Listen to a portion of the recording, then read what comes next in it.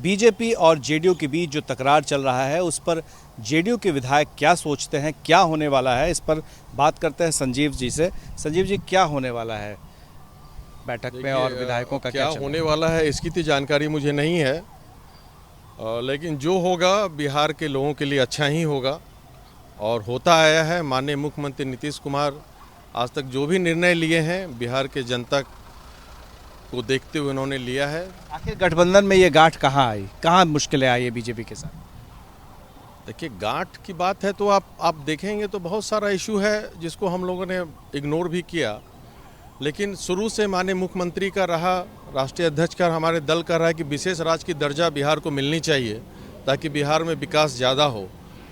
एक तरफ उनके नीति आयोग उन्हीं का है, केंद्र सरकार का, वो कहते हैं कि भाई विकास का दर कम है, तो भाई आप कुछ कर क्यों नहीं रहे हैं? विकास का दर कम है तो आप क्यों नहीं विशेष राज्य का दर्जा आपने बिहार को दिया? ये तो ठगा हुआ महसूस बिहार की जनता कर रही है, इसमें कहीं दो मत नहीं है।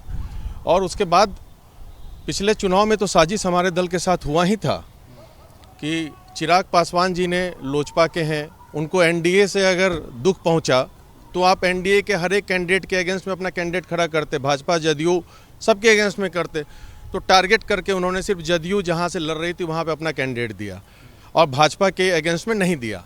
इसका तो उद्देश्य साफ था कि भाई आपका जो आपका थॉट है वो गलत है, मतलब कहीं ना कहीं तो मेल मिलाप दोनों में हुआ ही होगा कि उनके अगेंस्ट नहीं दिया गया, हमारे अगेंस्ट दिया गया। बीजेपी साजिश रच रही थी चिराग को आगे करके।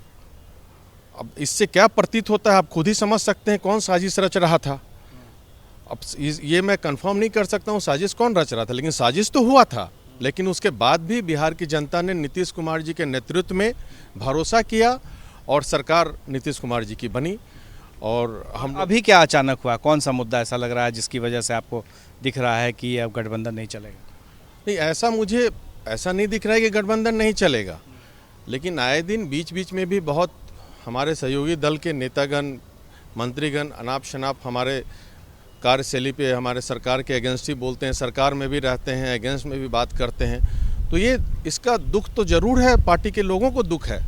मुख्यमंत्री जी के बारे में मैं नहीं कह सकता हूँ, लेकिन पार्टी के अंदर भी सभी विधायकों को भी दुख है। साथ में रह के आप अनाप शनाप बोलते हैं तो ये बर्दाश्त के बाहर है।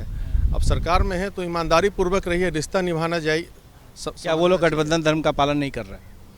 हमें तो लगता है कि गठबंधन धर्म का पालन नहीं कर रहे हैं। अगर ऐसा पालन करते तो अरुणाचल प्रदेश में हमारे 7 विधायक को अपने में क्यों विलय करा लिए?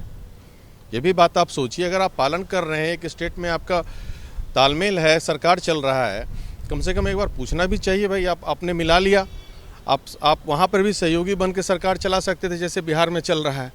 ऐसा बहुत सारा मुद्दा है, पिछला चुनाव है, ये है तो दुख तो ज़रूर है। हमारे पार्टी के सारे विधायकों को दुख है इस बात का कि प्रॉपर वे में चुनाव में भी गठबंधन धर्म का पालन नहीं किया गया। मैं अपने ही चुनाव की बात करता हूं कि वहां पर भी जितने लोग थे, इनफैक्ट मुश्किल से 10% भाजपा के कार्यकर्ता ही मदद किए होंगे चुनाव में, अदरवाइज हर जगह भाजपा के ही लोग को लोजपा का कैंडिडेट बनाया गया। 80% जगह पे जो बीजेपी में थे प्राथमिक सदस्य, उनको लोजपा ने कैंडिडेट बनाया। तो इससे साफ उजागर है कि साजिश तो बहुत पुरानी थी लेकिन सफल नहीं हो पाया है। साजिश पुरानी, सफलता नहीं मिली, लेकिन अब वक्त आ गया है निर्णय लेने का और वो निर्णय कल ले लिया जाएगा। कल विधायकों की बैठक बुलाई गई है, उसमें न सिर्फ आरसीपी सिंह के बारे में चर्चा होगी बल्कि बाकी बातें भी होंगी जिस बारे में राष्ट्रीय अध्यक्ष ललन सिंह कह रहे थे। देखना दिलचस्प होगा कि कैसे पल पल बिहार की राजनीति बदल रही है और आगे इसका किस्सा क्या होगा।